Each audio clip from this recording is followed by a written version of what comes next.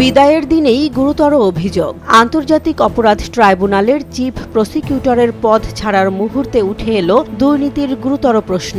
অভিযোগ করেছেন একই ট্রাইব্যুনালের একজন প্রসিকিউটর। আর জবাবে সদ্য বিদায়ী চিফ প্রসিকিউটর বলছেন সবই মিথ্যা। কি ঘটছে ট্রাইব্যুনালের ভেতরে, কেন এমন অভিযোগ ঠিক বিদায়ের দিনেই?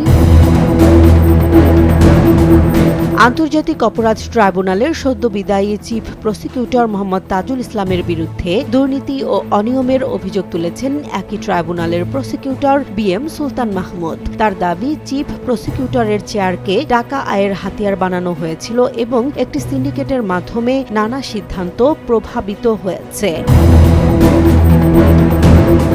অভিযোগের সূত্র একটি ফেসবুক পোস্ট। সেখানে মন্তব্য করে সুলতান মাহমুদ দাবি করেন, আশুলিয়ার আলোচিত লাশ পোড়ানো মামলার এক আসামির স্ত্রী ভারী ব্যাগ নিয়ে প্রসিকিউটরের কক্ষে প্রবেশ করেছিলেন। বিষয়টি তাজুল ইসলামকে জানানো হলেও তিনি ব্যবস্থা নেননি, এমন অভিযোগও তোলেন তিনি।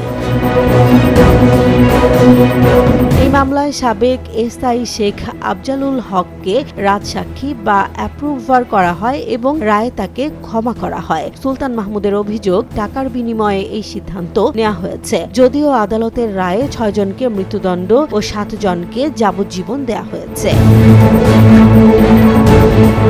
এছাড়া সাবেক আইজিপি চৌধুরী আব্দুল্লাহ আল মামুনকে রাজসাক্ষী করা নিয়েও প্রশ্ন তোলেন তিনি। তার বক্তব্য, রংপুরের আবু সাইদ হত্যা মামলায় এবং চানখারপুলের ঘটনায় ভিডিও প্রমাণ থাকা সত্ত্বেও কিছু কর্মকর্তাকে আসামি না করে সাক্ষী করা হয়েছে।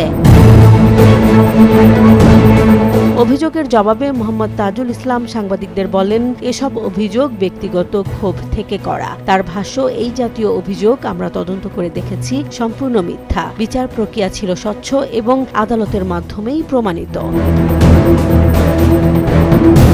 এ সময় তার পাশে ছিলেন প্রসিকিউটর গাজী মনোয়ার হোসেন তামিম, যদিও তিনি সরাসরি কোনো মন্তব্য করেননি। এদিকে সরকার নতুন চিফ প্রসিকিউটর হিসেবে নিয়োগ দিয়েছে মোহাম্মদ আমিনুল ইসলামকে। দায়িত্ব গ্রহণের দিন অভিযোগ প্রসঙ্গে জানতে চাইলে তিনি বলেন, যদি এরকম কিছু হয় নিশ্চয়ই আমার কাছে আসবে, তখন দেখা যাবে। প্রথম দিনেই বিতর্কে জড়াতে চাননি নতুন চিফ প্রসিকিউটর।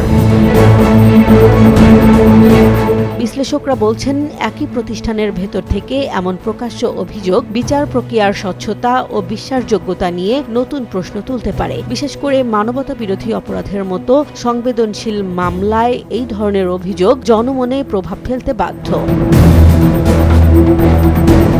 তবে এখন পর্যন্ত অভিযোগগুলো প্রমাণিত নয়। এক পক্ষ বলছে সিন্ডিকেট, অন্য পক্ষ বলছে মিথ্যা ও ব্যক্তিগত বিদ্বেষ। বিষয়টি নিয়ে আনুষ্ঠানিক তদন্ত বা লিখিত অভিযোগের প্রক্রিয়া শুরু হয় কিনা সেটি এখন দেখার বিষয়।